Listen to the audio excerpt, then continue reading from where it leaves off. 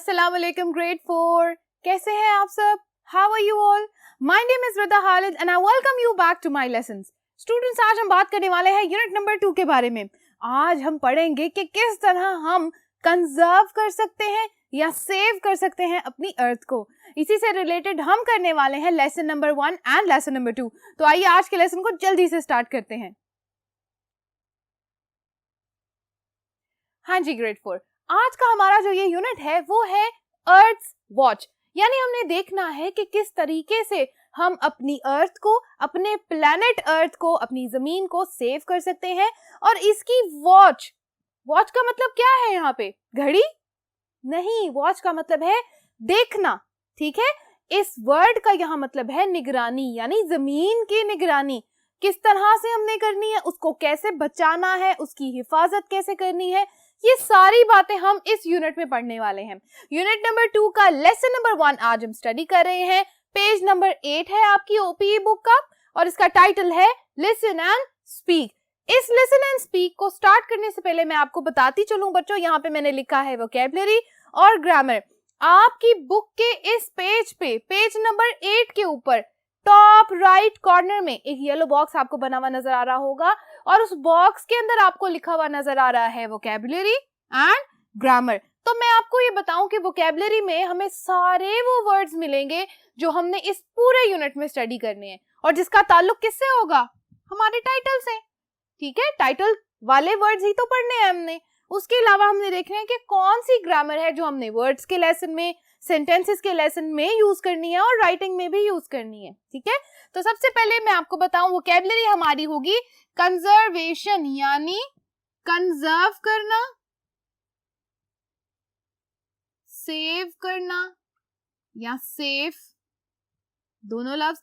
इसका मतलब है उर्दू में तहफ्फुज, जिसका मतलब है हिफाजत करना, या इसको आप कह सकते हो बचाना। सारे मानों में हम ये वर्ड देखेंगे। सारी यही वोकैबुलरी हमने स्टडी करनी है। जो वर्ड्स इससे रिलेटेड होंगे कंजर्वेशन से, उनका मतलब है कंजर्व करना, सेव करना या सेफ रखना, तहफ्फुज देना, हिफाजत करना, बचाना। ठीक है, किसको बचाने की बात हो रही है? अर्थ को। Very good. अच्छा, ग्रामर में हमने क्या देखना है? Present continuous tense versus going to. हमें पता है कि प्रेजेंट कॉन्टिन्यूअस में हम क्या करते हैं, हम वर्ब के साथ आईएनजी लगाते हैं। तो हमें ये पता चल जाता है कि हमारा जो एक्शन है वो क्या है? ऑनगोइंग एक्शन है। अगर हम ये यहाँ लिख दें कि हमारा एक्शन क्या है? ऑनगोइंग। ठीक है, यानी एक एक्शन क्या है? चलता जा रहा है। आई एम टीचिंग, मैं पढ़ा रही हूँ, आईएनजी। ठीक है, आईएनजी पार्टिसिपल लगा है, मतलब कि ये मेरा कौन सा एक्शन है? Ongoing action. एक वर्सेस, वीएस का मतलब है वर्सेस, यानी इसका मुकाबला किससे होने वाला है? Going to. अब ये वर्ड हम कहाँ लिखते हैं? ये फ्रेज हम लिखते हैं बच्चों जब हम बात करने लगे कि हमने फ्यूचर में ये काम करना है, तब भी हम क्या कर रहे हैं? वर्ब के साथ आईएनजी लगाया हुआ है और साथ टू की प्रेपोजिशन ऐड कर दी है।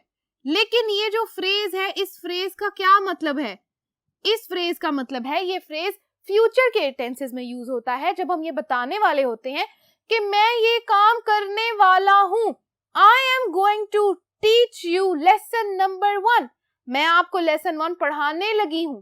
ठीक है, एक काम जो भी शुरू नहीं हुआ, होने वाला है, करीब, मुस्तकबिल करीब, यानी नियर फ्यूचर में स्टार्ट होने वाला है। उसके लिए हम जो वर्ब या जो आप कहें कि जो फ्रेजल वर्ब यूज करते हैं, वो फ्रेजल वर्ब होती है गोइंग टू की। ठीक हो गया?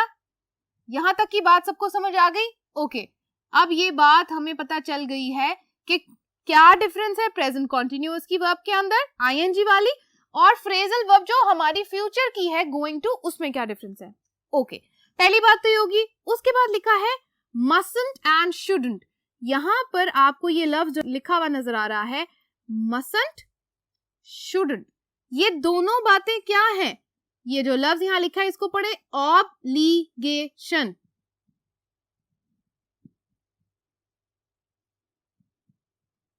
जिम्मेदारी।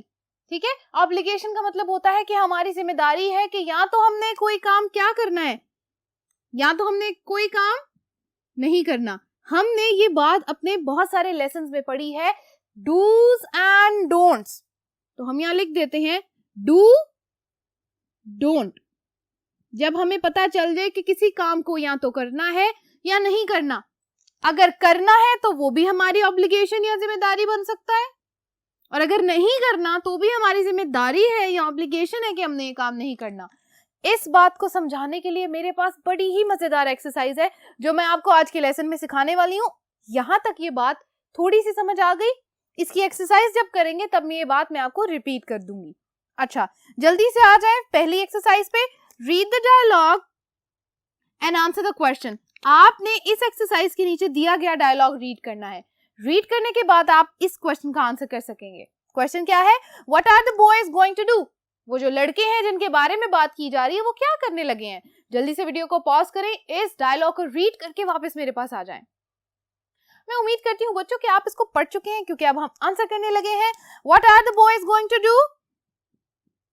The boys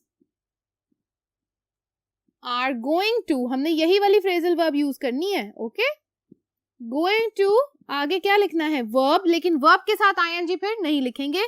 going to play basketball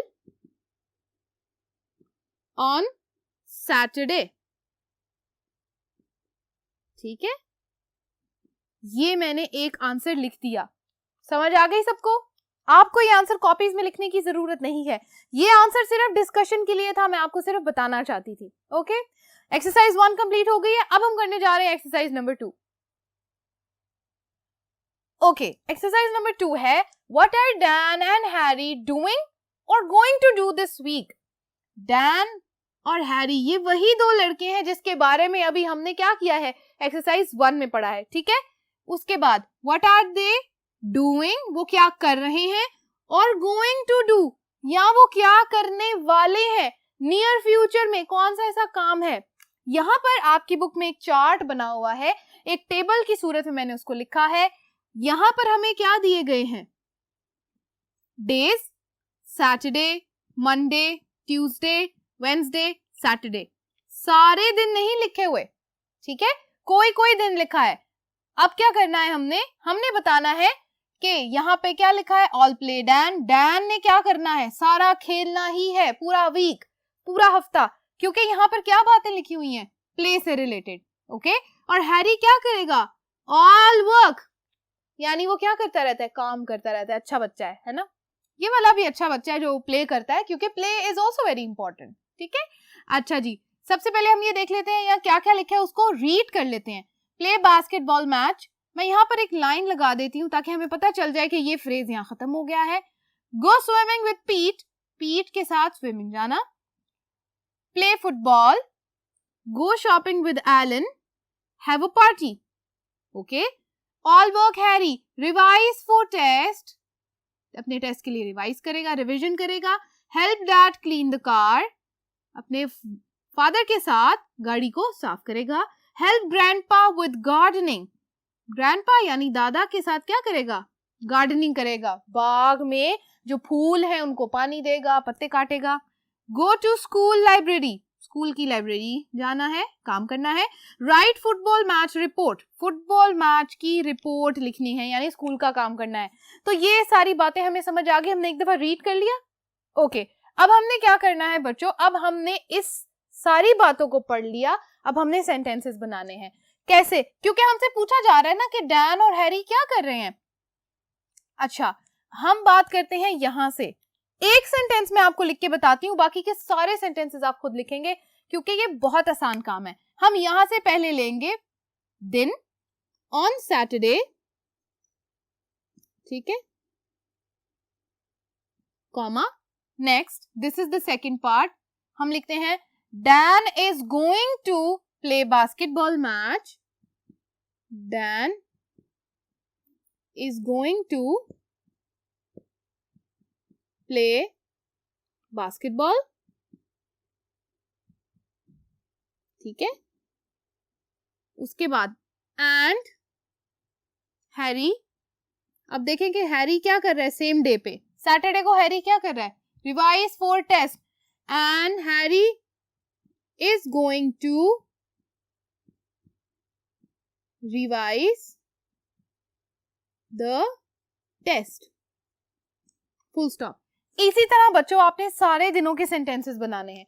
ये काम आप अपनी नोटबुक पे करेंगे। मैंने ये काम यहाँ तक आपके साथ कर दिया, आपको समझा भी दिया, ठीक है। जल्दी से वीडियो को पॉज करें और ये काम कंप्लीट कर लें। अगर आप ये काम अभी नहीं करना चाहते तो भी मसला नहीं है, आप इस वीडियो के खत्म होने पर ये काम कर सकते हैं, ठीक है। अब हम बच्चों बढ़ने वाले हैं लेसन नंबर 2 की तरफ। इस लेसन में से मजीद कोई एक्सरसाइज करनी आज के लिए इंपॉर्टेंट नहीं है, तो हम बढ़ने वाले हैं लेसन नंबर 2 की तरफ। हाँ जी, तो बच्चों अब हम बात करने वाले हैं लेसन नंबर 2 के लिए, ठीक है। लेसन नंबर 2 को देखें, पेज नंबर 9 के ऊपर लेसन नंबर 2 दिया गया है। मैं यहाँ स्टार्ट करती हूँ एक्सरसाइज नंबर 1 से। मैं इसको रीड करूंगी, एक दफा हम रिवीजन करेंगे कि ऑब्लिगेशंस क्या होती हैं। हमने लेसन के शुरू में बात की है कि ऑब्लिगेशंस ऐसे काम होते हैं, या तो हमें करने हैं, या तो वो हमारे लिए डूएबल हैं, या तो ऐसे काम है जो हमने नहीं करने, क्रॉस, ठीक है। Should do, should not do, और must do, must not do, या उसको मस्टंट भी बोलते हैं, ठीक है। ये वर्ड्स हमने पहले पढ़े हैं, ये वोकैबुलरी में भी हमने डिस्कस किया है। आज हमने ये वर्ड्स यूज करते हुए, यानी ये वर्ब्स यूज करते हुए सेंटेंसेस फिल करने हैं। जल्दी से इस काम को मेरे साथ देख लें। Exercise number 1, fill in the blanks with should और शुडंट। हमने सिर्फ 2 यही वाली वर्ब लगानी है। या तो हमें कोई काम करना चाहिए, या तो कोई काम नहीं करना चाहिए, ठीक है। And draw lines to connect the sentences to the pictures. और आपने क्या करना है, लाइन्स ड्रॉ करनी है to connect the sentences to the pictures. आपकी बुक में इन सेंटेंसेस के आगे पिक्चर्स भी बनी हुई हैं, और उन पिक्चर्स में ये सारी बातें हो रही हैं। जब मैं आपको यहाँ से पढ़ के बताऊंगी कि ये क्या लिखा है, आप साथ साथ क्या करेंगे, मैचिंग भी करते जाएंगे बुक पे। Okay, let's do this. इस काम को स्टार्ट करते हैं। We dash kill animals. हमें जानवरों को क्या करना चाहिए, मारना चाहिए। Yes or no? We should or we should not? हाँ जी, हम यहाँ लिखते हैं We shouldn't kill animals। तो फिर दूसरे सेंटेंस में क्या आएगा, We dash protect them. We should protect them, ठीक है। We dash cut down trees. We shouldn't, यानी हमें दरख्तों को क्या नहीं करना चाहिए, काटना नहीं चाहिए। We dash plant lots of young trees. We should plant, यानी हमें ज्यादा से ज्यादा young trees मतलब छोटे छोटे पौधे या छोटे दरख्त लगाने चाहिए। We dash collect rubbish. We should collect rubbish. अब यहाँ पे shouldn't नहीं लिख देना, हर जगह में पहले shouldn't नहीं आता। सेंटेंस को पढ़ के समझें फिर लिखें। We should collect rubbish, और यहाँ पे क्या आएगा, We shouldn't throw it on the streets. हमें इनको सड़कों पे नहीं फेंकना चाहिए। We dash conserve water.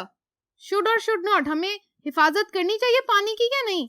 हाँ जी, we should conserve water. We shouldn't waste it. हमें इसको वेस्ट नहीं करना, हमें इसको जाया नहीं करना। We dash repair old buildings. We should repair old buildings. हमें पुरानी बिल्डिंग्स को, पुरानी इमारत को क्या करना चाहिए, रिपेयर करना चाहिए, उनको ठीक करना चाहिए। We should not destroy old buildings. हमें पुरानी बिल्डिंग्स को, पुरानी इमारत को डिस्ट्रॉय नहीं करना, तबाह नहीं करना। यानी ऐसे नहीं कि पुरानी इमारत है, पुरानी जगह है, तो उनको एकदम से बिल्कुल खत्म करके वहां पे कुछ नया बना लें।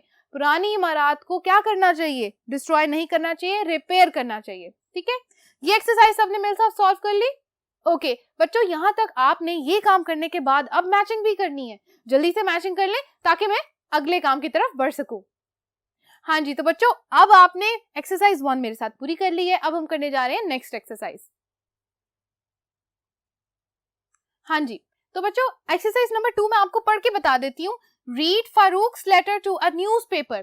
फारूक एक ऐसा बच्चा है जो चाह रहा है कि वो अर्थ की वॉच करे, यानी जमीन को क्या करे, देखे, निगहदाश्त करे, उसकी टेक केयर करे, ठीक है। अब फारूक ने क्या किया है, न्यूज़पेपर में एक लेटर लिखा है, ठीक है। हम ये पढ़ चुके हैं कि लेटर की कितनी टाइप्स होती हैं। तो ये जो लेटर है जो न्यूज़पेपर में लिखा जा रहा है, क्या ये फॉर्मल लेटर है या इनफॉर्मल है? वेरी गुड, ये एक फॉर्मल लेटर है। हम इस लेटर में नेम्स यूज नहीं करेंगे, हम लिखेंगे डियर सर और डियर मैडम। ठीक है, अब हमने क्या करना है, सबसे पहले read Farooq's letter to a newspaper. आपने वो लेटर रीड करना है जो आपकी बुक में एक्सरसाइज नंबर 2 के नीचे दिया गया है। आप अपनी बुक पे 2 बॉक्सेस देख रहे हैं। बॉक्स के राइट साइड पे आपको नजर आ रहा है एक्सरसाइज 2 के नीचे जो लिखा है लेटर, उसको जल्दी से रीड कर लें। जब आप उसको रीड करेंगे उसके बाद हम मिलके एक्सरसाइज नंबर 3 में एक और लेटर लिखने वाले हैं। हाँ जी, तो बच्चों मैं उम्मीद करती हूँ कि आप उस लेटर को पढ़ चुके हो और पढ़ने के बाद आपको याद आ गया होगा कि ये लेटर तो हम पहले भी पढ़ चुके हैं। तो अब हमने क्या करना है, लेटर ए मैंने इसको नाम दिया है exercise number 3, write 2 similar letters to a newspaper, use the phrases in the italics from exercise 2 and the notes in A and B. आपने क्या करना है, जैसे आपने फारूक का लेटर पढ़ा है उसी तरह के 2 सिमिलर लेटर्स आपने लिखने हैं।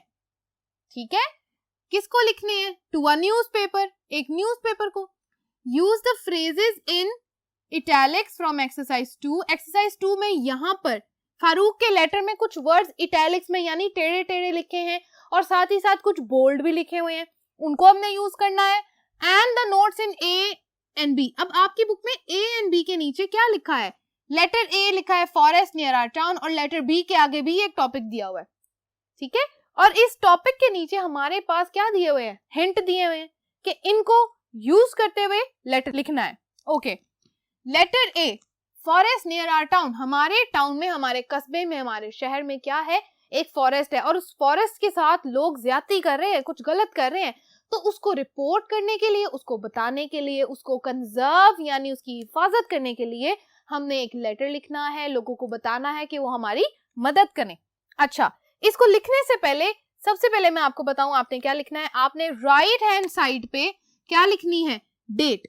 कोई भी डेट है उस दिन की, आप वो डेट यहाँ लिख देंगे। ठीक हो गया, उसके बाद यहाँ पे हम नंबर 1 लिख लेते हैं क्योंकि ये पहला काम है। नंबर 2 आप यहाँ पर लिखेंगे ग्रीटिंग्स डियर सर। अगर मैम है तो आप मैडम भी लिख सकते हैं। अगर आप लिखना चाहें सर स्लैश मैडम कॉमा, यानी सर और मैडम किसी को भी आप एड्रेस कर सकते हो। ओके, नंबर 3 अब आपने क्या करना है बच्चों, एक दफा यहाँ देखो, ये जो रेड लाइंस आपको नजर आ रही है ना, ये मैंने सारे जो हिंट में दिए हुए थे उनको अंडरलाइन किया है, जिनको मैंने यहाँ सेंटेंसेस में यूज किया है। इसको आप एक दफा मेरे साथ पढ़ लें ताकि आपको आइडिया हो जाए कि आपने दूसरा लेटर कैसे लिखना है, लेटर बी है। Okay, number 3, this was number 2, I am writing to you about the forest near our town। मैं अपने कस्बे में जो एक फॉरेस्ट है, एक जंगल है, उसके बारे में आपको लिख रहा हूँ। The problem is, मसला ये है कि many people, बहुत सारे लोग are cutting down lots of trees। वो क्या कर रहे हैं, बहुत सारे trees को, दरख्तों को काट रहे हैं। And selling the firewood, और जो लकड़ी है उसको किस लिए इस्तेमाल कर रहे हैं और बेच रहे हैं, जलाने के लिए। ठीक है, As a result, उसके नतीजे में there are not many trees left in the forest। इसी वजह से या इसके नतीजे में कोई भी दरख्त उस जंगल में बचा ही नहीं है, ही नहीं। ओके, in my view, मेरे मुताबिक we should stop cutting trees। हमें उन दरख्तों को नहीं काटना चाहिए। ठीक है, should का वर्ड यूज हो रहा है, याद रखें इसको। And we should plant, एक और शुड का वर्ड यूज हो गया। ठीक है, plant some young trees too, हमें कुछ नए छोटे दरख्त क्या करने चाहिए, प्लांट करने चाहिए, जमीन में बो देने चाहिए।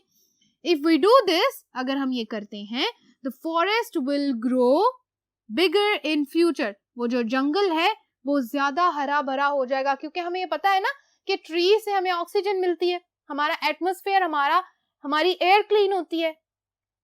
ठीक है, तो यहां तक ये बात हमारी खत्म हो गई। नंबर 4 उसके बाद आ जाता है योर सिंसियरली नेम। आपने नेम लिखना है और साथ बताना है योर्स सिंसियरली।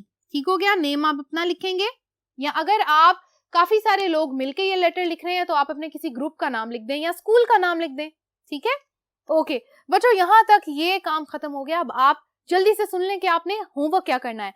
आपने इसी तरह जैसे मैंने लेटर ए लिखा है, आपने लेटर बी लिखना है। लेटर बी में आपके पास टाइटल भी दिया हुआ है, लेटर बी में आपके पास इसी तरह सारे वर्ड्स भी दिए हुए हैं। इनको यूज करते हुए आपने लेटर लिखना है और लेटर लिख के आपने इसी तरह जैसे मैंने बताया है यही वर्ड यूज करने हैं।